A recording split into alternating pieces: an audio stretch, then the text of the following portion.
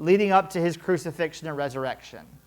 And so each Sunday we've covered a different day of Holy Week. Today we've arrived at Friday. Friday of Holy Week is when Jesus dies, which is like, we're at the nadir of the story. It's a fun word. It's like the opposite of apex. Apex, nadir. When the first time I heard it, the guy had to do that for me. Apex, nadir. So the bottom, right? The valley of the story. And so this is Matthew chapter 27. So we'll just read it first, and then I'll tell you about what happened right before this. So this is actually, no, we won't. I'll tell you. So on Thursday night, Jesus is arrested. And if you're not familiar, or even if you are, I'll remind you, Jesus was arrested when one of his disciples betrayed him to the Jewish authorities who wanted to have Jesus killed. And so he had a meal with his disciples. They went out into a garden to pray. And before they were done with the meal, that disciple slipped off. His name is Judas. And he went and got the people he had made a deal with and brought them to the garden where Jesus was praying and signaled to them who Jesus was by kissing him. Kissed him on the cheek. Or, I don't know, maybe on the mouth. I don't know. But he kissed him and told him, the one I kissed will be the one to arrest. And so he's betrayed by one of his closest disciples. As he's arrested, we get different accounts. One of the disciples tries to fight back. Jesus tells him not to, and then he allows himself to be led away. And in that moment, all of his disciples scatter. So they leave him.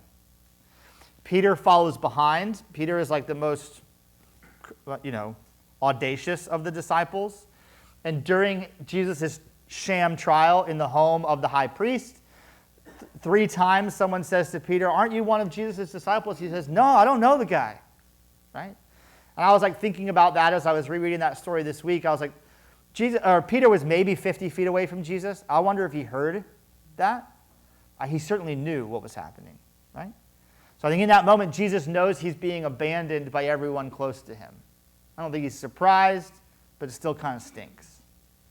Then he's taken and he's nailed to a cross, one of the most gruesome forms of capital punishment in the history of humanity.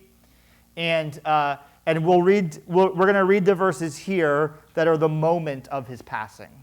Okay? So it says this is Matthew 27, starting at verse 45. From the 6th hour until the 9th hour, darkness came over all the land. Just so we're clear, the 6th hour to the 9th hour is when it wouldn't usually be dark. Okay? But it was dark.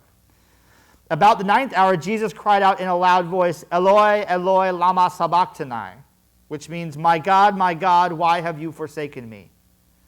When some of those standing there heard this, they said, "He's calling Elijah." They heard the Eloi, Eloi, and thought he was calling Elijah to come down and save him. Immediately one of them ran and got a sponge. He filled it with wine vinegar, put it on a stick, and offered it to Jesus to drink. The rest said, "Now leave him alone. Let's see if Elijah comes to save him." And when Jesus had cried out again in a loud voice, he gave up his spirit. At that moment, the curtain of the temple was torn in two from top to bottom. The earth shook and the rocks split. The tombs broke open, and the bodies of many holy people who had died were raised to life.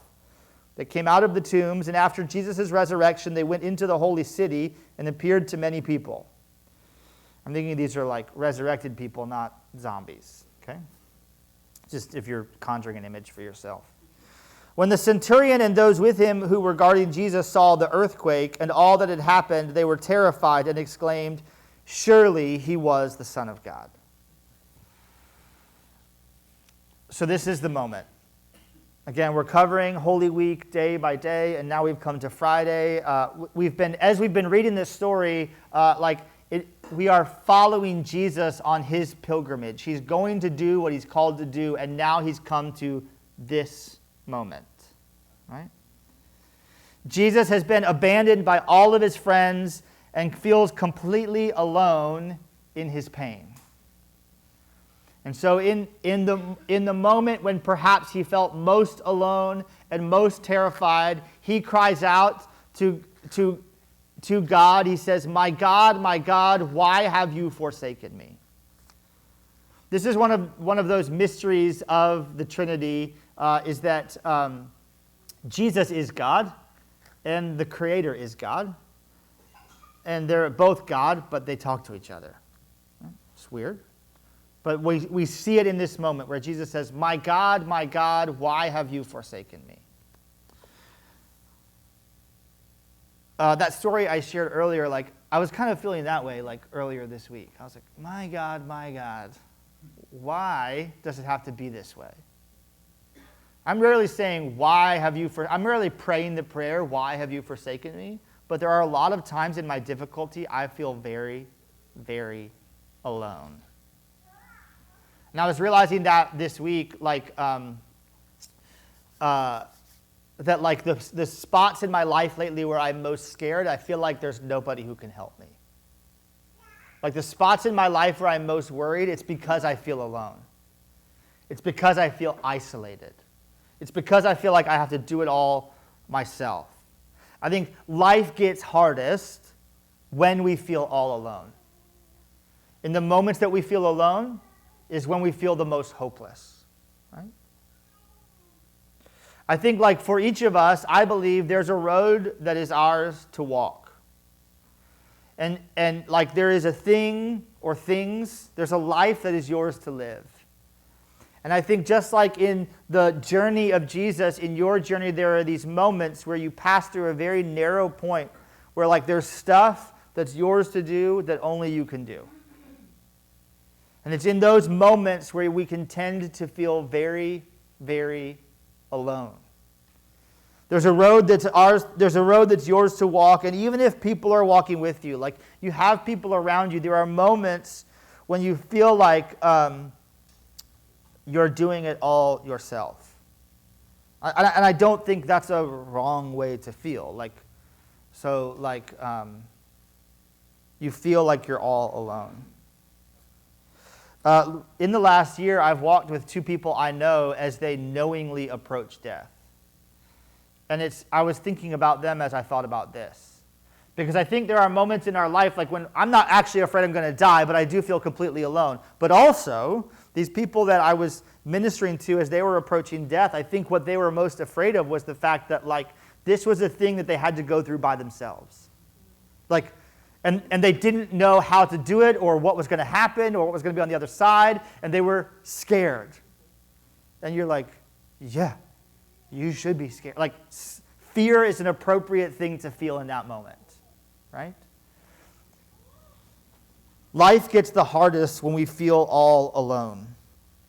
And so what we see is even Jesus sent from the Creator, Jesus who was there at creation, Jesus who within himself contains all the power of the Spirit of God, even Jesus, in this most isolated moment, is terrified, worried, upset.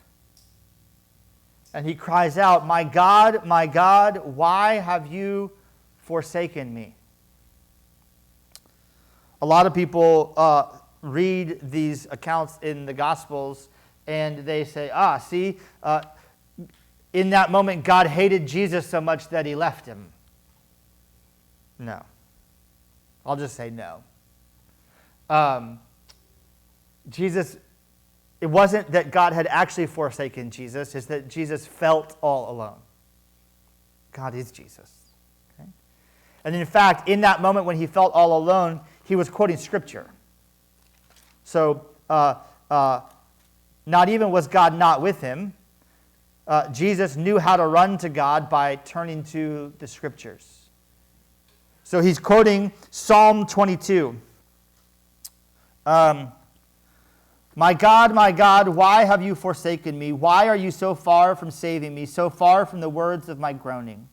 Oh my God, I cry out by day, but you do not answer, by night, and am not silent.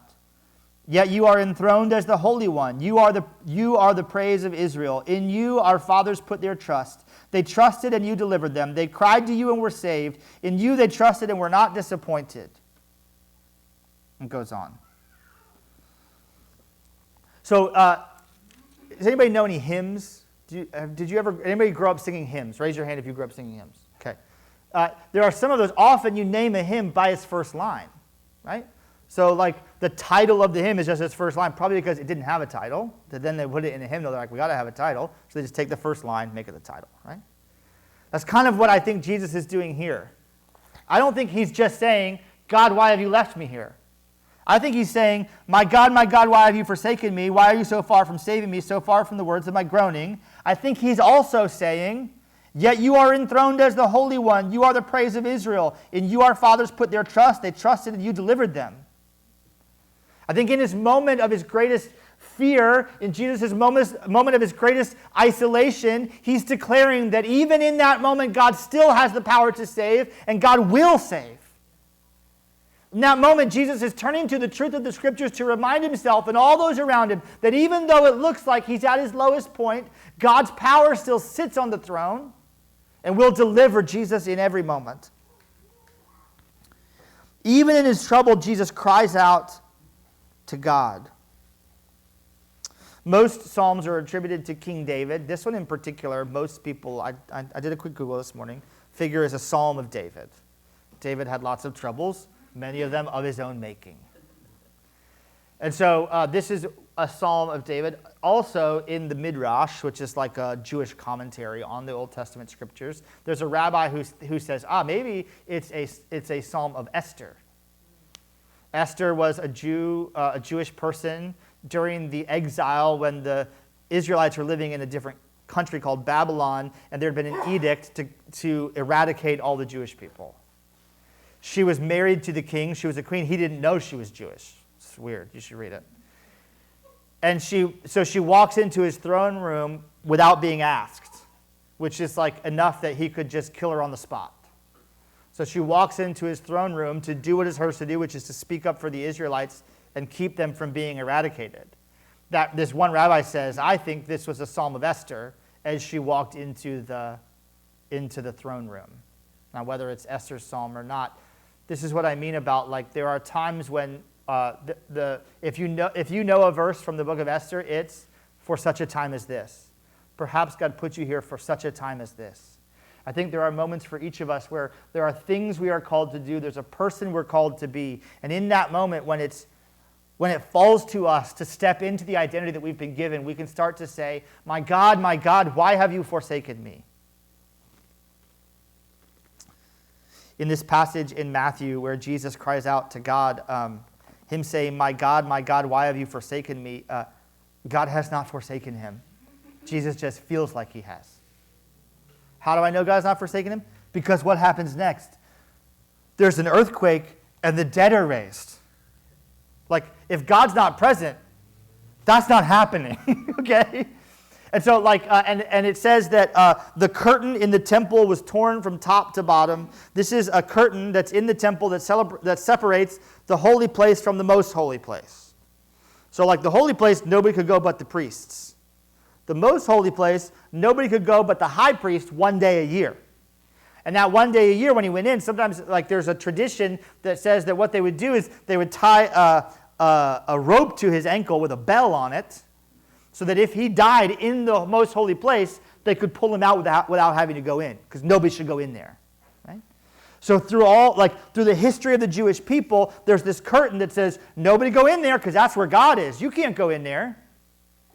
And in this moment, when Jesus passes from life to death, that curtain is torn, the barrier is no more. God is with us in a more real sense than he's ever been.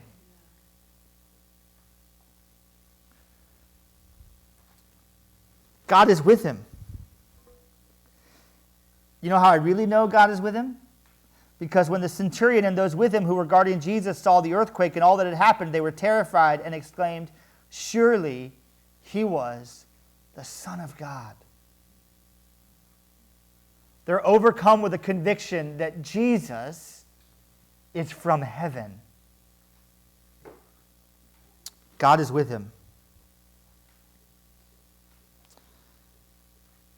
Jesus came to get us, to reveal to us who God is.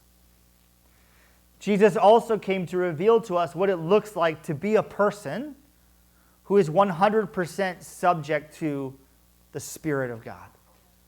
To show us what it means to be a human captured by the goodness of God, beholden to the goodness of God, slave to the grace of God. He shows us what it means to be fully human. And what he shows us in this moment that's recorded in Matthew 27 is that as humans, there will be times when we feel completely and utterly alone. And he also shows us that in those moments when we feel that way, we are not alone. God remains with us by his grace, in his power. Even though we worry, our worry is in vain because the God of grace sits on his throne and his plans will not be overcome. Jesus goes for us. Jesus is our champion. In quoting Psalm 22, he points to David. David was the champion of Israel, the one they sent out to slay Goliath, the enemy of the Israelites. David stood in the place of all Israel and defeated their enemies. And Jesus does the same for us. Jesus goes to the places we cannot go to fight the battles we cannot fight. Jesus stared down death and conquered it by resurrection. Jesus, in being our champion, is one for all. He is one in the stead of all. And he went through death, passed through death into resurrection life once for all. He is one for all, once for all. He brings us salvation from sin and death. Death can no longer hold us because there is no barrier between us and God. We have a direct line to the creator of the universe who gives us life. Because Jesus went there for us and made the way. Jesus is also a model for our own journeys. At the most difficult moment, he allows despair to drive him back to the Father. He does not allow the despair to overcome him, but by the Spirit, with the Spirit, connected to his Creator, Jesus the human shows us that in his moment of despair, he runs back to the truth of the Father. Jesus showed us the way through difficulty and despair, and he paved the way through death into life. As you walk out your callings in this world, you will have despair, you will feel alone, and Jesus has shown you that in those moments you can trust the Father to be with you in it all. Even unto approaching and right through death, the Lord will be with you, and he will usher you into resurrection life. Amen? Amen.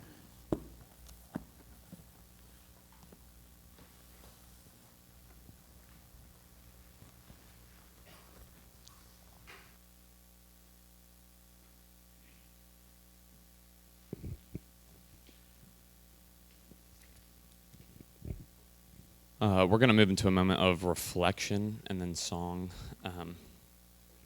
And I think the question that when I was looking at these cards, which are